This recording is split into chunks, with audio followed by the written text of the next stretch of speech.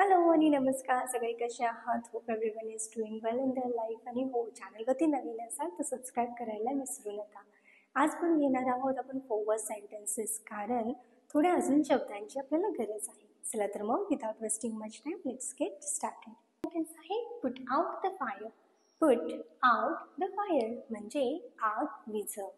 आता for example तुम्हाला बोलायचं की अरे अग्निशामक दलाने आग पटकन विझवली. आता इंग्रजीमध्ये अग्निशामक दल याच्यासाठी एक शब्द आहे, त्याला म्हणतात फायर फायटर्स, राईट. आणि पटकनला शब्द कोणता आहे तर क्विकली, राईट. आता हे जे वन वर्ड सेंटेन्सेस आहेत हे आपण आपल्या चॅनलवरती डे 1 आणि डे 2 मध्ये कव्हर केले आहेत. जर पाहिले नसतील तर please go and check it out the video. Okay, चला coming to the point. Put out the fire quickly. तुम्हाला बोलायचं आहे अग्निशामक दलाने आग पटकन विझवली, तर तुम्ही कसं बोलणार? Fire fighters put out the fire quickly. Quickly. Okay. Put that torch out. Put that torch out म्हणजे काय? ती टॉर्च बंद कर. फॉर एक्झाम्पल तुम्हाला बोलायचं अरे खूप जास्त प्रकाश आहे, ती टॉर्च बंद कर. Like put that torch out, it's too bright. It's too bright. आता आपण इथे टूचा वापर केला आहे कारण की म्हणजे जेवढी आवश्यकता आहे त्याच्यापेक्षाही जास्त उजेड आहे, म्हणजे एक निगेटिव्ह सेंटेन्स आहे, राईट. तुम्ही कसं बोला? Put that torch out because it's too bright, right. Put out the lamp. Put out the lamp म्हणजे दिवा विझव. तर फॉर एक्झाम्पल झोपण्याआधी दिवा विझव. Like put out the lamp before sleeping. Put out the lamp before sleeping. Put it on fire किंवा put it on flame म्हणजे त्याला आग लाव. फॉर एक्झाम्पल अरे त्याला आग लावू नकोस, ते खूप डेंजरस आहे. Like put it, don't put it. आता लावू नकोस म्हणायचं म्हणून आपण इथे काय करणार? Don't, right. Don't put it on fire, it's dangerous. किंवा don't put it on flame, it's dangerous. Okay, dangerous म्हणजे धोकादायक आहे, right. Put it over there. Put it over there म्हणजे ते तिकडे ठेवा. फॉर एक्झाम्पल तुम्हाला बोलायचं अरे हा पेन त्या टेबलवरती ठेव. Like put it over there on the table. Put it over there on the table. त्या टेबलवरती ठेव. Put it over there on the table, right. Put your hand down. Put your hand down म्हणजे हात खाली करा. For example तुम्हाला बोलायचं की अरे उत्तर दिल्यानंतर हात खाली करा. Put your hand down after answering the question. Put your hand down after answering the question, right? Would you like coffee? Would you like coffee? तुम्हाला कॉफी हवी आहे का? फॉर एक्झाम्पल तुम्हाला बोलायचं आहे अरे डिनरनंतर तुम्हाला कॉफी हवी आहे का? Would you like coffee after dinner? Would you like coffee after dinner? Second sentence. Would you like tea? Would you like tea? म्हणजे तुम्हाला चहा हवा आहे का? फॉर एक्झाम्पल तुम्ही बोलता ना की अरे सकाळी उठल्यानंतर चहा हवा आहे का? Would you like coffee in the morning? Would you like coffee in the morning? आपण सकाळबद्दल बोलतोय म्हणून मॉर्निंग. दुपारबद्दल बोलणार असेल तर काय बोलणार? In the afternoon. आणि रात्रीबद्दल तर ॲट नाईट. ओके, आता समजा तुम्हाला कोणी विचारलं की तुम्हाला चहा हवा आहे का आणि तुमचं उत्तर आहे हो, तर तुम्ही कसं उत्तर देणार? वुड यू लाईक कॉफी किंवा वुड यू लाईक टी आणि तुमचं उत्तर आहे येस, तर तुम्ही काय बोलणार? Yes I would like to. Yes, I would like to. Yes, I would like to. Right? But that would be nice. That would be nice. म्हणजे काय? तर ते छान होईल. फॉर एक्झाम्पल तुम्ही घरी आलात आणि तुम्ही बोलता ना अरे एक कप चहा खूप छान होईल. One cup T that would be nice. One cup T that would be nice. Cut down on T. Cut down on T म्हणजे चहाचे प्रमाण कमी कर. फॉर एक्झाम्पल तुम्हाला बोलायचं आहे चहाचं प्रमाण खूप जास्त होतं, कमी कर तुझ्या हेल्थसाठी किंवा तुझ्या आरोग्यासाठी. Cut down on T for your health. Cut down on T for your health. आता इथे आपण टीबद्दल बोलत आहोत. काही अल्कोहोल कन्झ्युम करतात तेव्हा पण आपण बोलतो ना की अरे अल्कोहोलचं प्रमाण कमी कर किंवा बंद कर. तेव्हा काय बोलू शकता तुम्ही? cut down on alcohol for your health. Right? Cut the envelope open. Cut the envelope open म्हणजे लिफाफा कापून उघड. फॉर एक्झाम्पल तुम्हाला बोलायचं अरे हे ते कैचीने कापून उघड लिफाफा, कैचीने कापून उघड. Like cut the envelope open with scissors. Okay, cut the envelope open with scissors.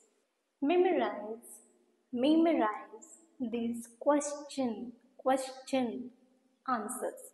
Memorize these question answers. हे प्रश्न उत्तरे लक्षात ठेवा. फॉर एक्झाम्पल तुम्हाला बोलायचं आहे की परीक्षेसाठी हे प्रश्न उत्तरे लक्षात ठेवा.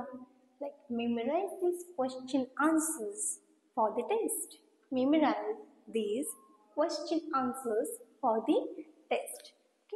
I didn't think so. I didn't think so म्हणजे मला तसे वाटत नाही. मला तसे वाटत नाही. आता फॉर एक्झाम्पल तुम्हाला बोलायचं आहे मला तसंच वाटतं. Like I think so. इथे डिडंट नाही वापरायचं, तेव्हा बोलायचं आय थिंक सो. पण इथे काय आहे, आय डिडंट थिंक सो म्हणजे मला तसे वाटत नाही. फॉर एक्झाम्पल तुम्हाला बोलायचं आहे की तो बोलला तू रागवला आहेस, पण मला तसं नाही वाटलं. Like he said you were angry. I didn't think so. He said you were angry but I didn't think so.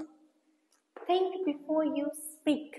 Think before you speak म्हणजे बोलण्याआधी विचार कर.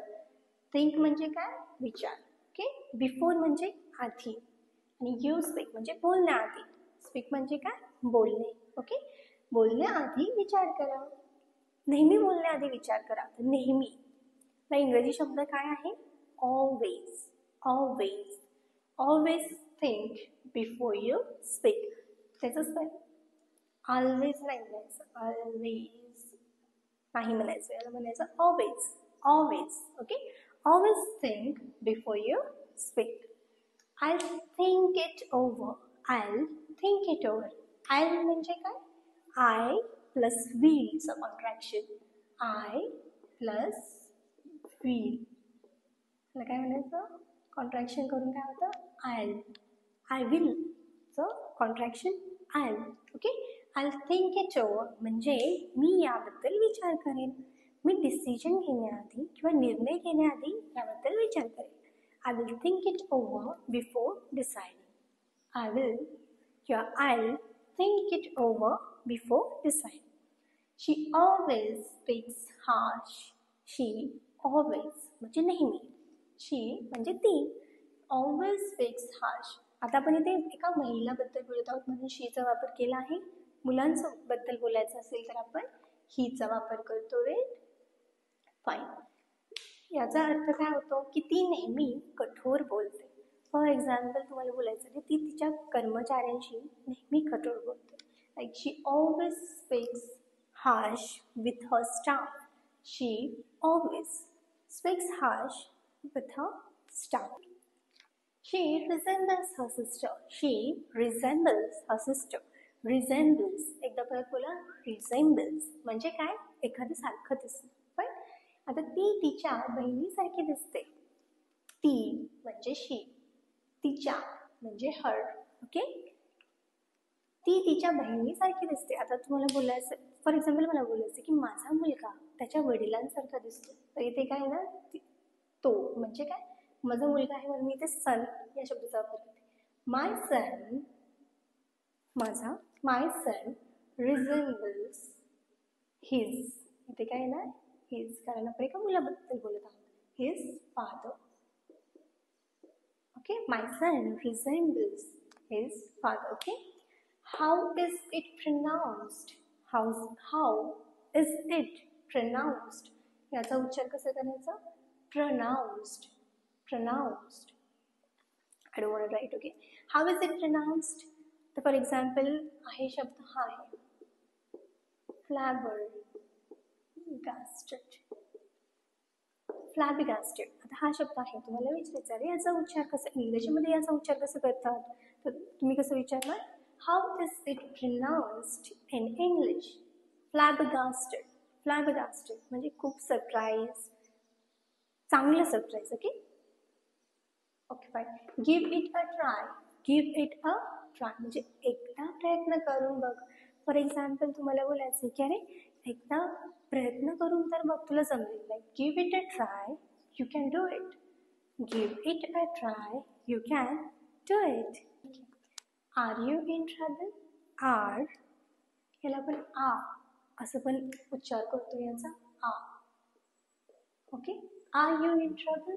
आर यू इन ट्रबल म्हणजे काय, तू अडचणीत आहेस का? फॉर एक्झाम्पल तुम्हाला विचारायचं आहे तुझ्या बॉसकडून, तू काही अडचणीत आहेस का? Are you in trouble by your boss? Are you in trouble by the boss? Okay, I am getting into trouble. I am. So contraction काय आहे? Am. Am. Okay, am getting into trouble म्हणजे मी अडचणीत सापडत आहे. तर मी माझ्या कामामध्ये ना अडचणीत सापडत आहे. I am getting into trouble at the work. At the work, I'm getting into trouble at work. Okay, मी कामामध्ये अडचणीत सापडत आहे. Get off my back. Get off my back. कसं बोलणार? Get off my back. Okay, म्हणजे मला त्रास देऊ नकोस. फॉर एक्झाम्पल तुमचा प्रोजेक्ट आहे आणि त्याच्याबद्दल कोणते तुम्हाला त्रास देतात, तर तुम्ही काय बोलणार? Get off my back about my project. Get off my back about my project. Give yourself some credit. Give yourself. हे याचा उच्चार कसा होतो? yourself नाही म्हणायचं, कारण yourself. Okay, give yourself some credit म्हणजे स्वतःचा थोडा गौरव करा. तुम्हाला बोलायचं अरे तुझ्या यशाबद्दल तू थोडंसं स्वतःचा गौरव करायला हवा. give yourself some credit about your success. give yourself some credit about your success. He is not trustworthy. He is not trustworthy म्हणजे तो विश्वास ठेवण्यायोग्य नाही आहे. तर फॉर एक्झाम्पल तुम्हाला बोलायचं आहे की अरे त्याला पैसे देऊ नकोस, तो विश्वास ठेवण्यायोग्य नाही आहे. Don't give him money. Don't give him money. He is not trustworthy. He is not trustworthy. तुम्हाला बोलायचं तो विश्वास ठेवण्यायोग्य आहे, तर इथे फक्त नॉटचा वापर नाही करायचा. मग तेव्हा काय बोलायचं? ही इज ट्रस्टवर्दी म्हणजे तो विश्वास ठेवण्यायोग्य आहे. He is trustworthy. You betrayed my trust. You betrayed म्हणजे काय, तर विश्वासघात. Okay, you betrayed my trust म्हणजे तू माझा विश्वासघात केलास. फॉर एक्झाम्पल तू खोटं बोलून माझा विश्वासघात केलास, तू मला बोलायचं, तुम्ही कसं बोलणार? You betrayed my trust by lying. You betrayed my trust by lying. Did you have breakfast? Did you have breakfast म्हणजे तू नाश्ता केलास का? तुम्हाला बोलायचं अरे तू सकाळी नाश्ता केलास का? Did you have breakfast this morning म्हणजे आजच्याबद्दल बोलत आहात तर did you have breakfast this morning. Eat up your lunch. Eat up your lunch म्हणजे तुझं जेवण पूर्ण कर. अरे थंड होण्याआधी जेवण पूर्ण कर. Eat up your lunch before it gets cold. Eat up your lunch before it gets cold. My stomach is full. My stomach is full म्हणजे माझं पोट भरलं आहे. तुम्हाला बोलायचं मी अजून खाऊ नाही शकत, माझं पोट भरलं आहे. I can't eat more. I can't eat more. My stomach is full. My stomach is full. I ate too much. I ate too much म्हणजे मी खूप खाल्लं. एक मी पार्टीमध्ये खूप खाल्लंय. I ate too much at the party. I ate too much at the party. Your stomach is rumbling. Your stomach. Your stomach. Stomach नाही म्हणायचं, काय म्हणतात? Stomach. Stomach. Your stomach is rumbling. इथे बी सायलेंट आहे. ओके, बीचा उच्चार नाही करायचा. काय बोलायचं? rumbling. rumbling. Okay, your stomach is rumbling म्हणजे तुझं पोट कुरकुरतंय. फॉर एक्झाम्पल तुम्हाला बोलायचं अरे तुझं पोट कुरकुरतंय, तुला काहीतरी खायला हवं. Like your stomach is rumbling. You must eat something. Your stomach is rumbling. You must eat something. My mouth is watering. My mouth is watering म्हणजे माझ्या तोंडाला पाणी सुटलं. फॉर एक्झाम्पल तुम्हाला बोलायचं की अरे तो केक बघून माझ्या तोंडाला पाणी सुटलं. My mouth is watering by looking at the cake. My mouth is watering by looking at the cake. I am fond of cooking. Fond म्हणजे काय आवड. Okay, I am fond of cooking. मात्र अजिबात नाही आवडत, पण या जसं अखेचा अर्थ आहे मला स्वयंपाकाची आवड आहे, जी मला नाही आहे. मला स्केचिंग आवडतं. I am fond of sketching. तुम्हाला कशाची आवड आहे मला कमेंट सेक्शनमध्ये सांगा. ओके, तर आता फॉर एक्झाम्पल तुम्हाला दुसरं बोलायचं की तुम्हाला स्विमिंग आवडते, तर तुम्ही बोलू शकता fond of swimming. I am fond of swimming. आज आपण जे काय शिकलो आहोत ना त्याच्यावरती मी एक क्विज तयार केली आहे. खूप मेहनत करून क्विज बनवली आहे. प्लीज उत्तर देण्याचा प्रयत्न करा. मला कमेंट सेक्शनमध्ये तुमची उत्तरं सांगा.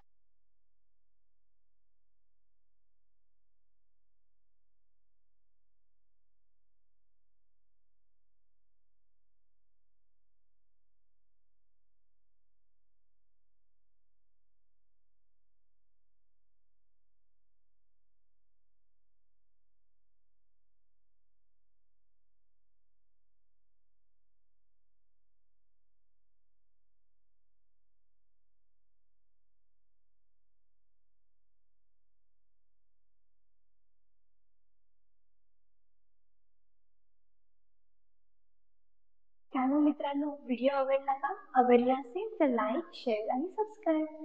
चला तर मग पुन्हा भेटूयात एक नवीन व्हिडिओ सोबत, नवीन शब्दांसोबत. Till then keep practising, keep learning. See you in the next video. Bye.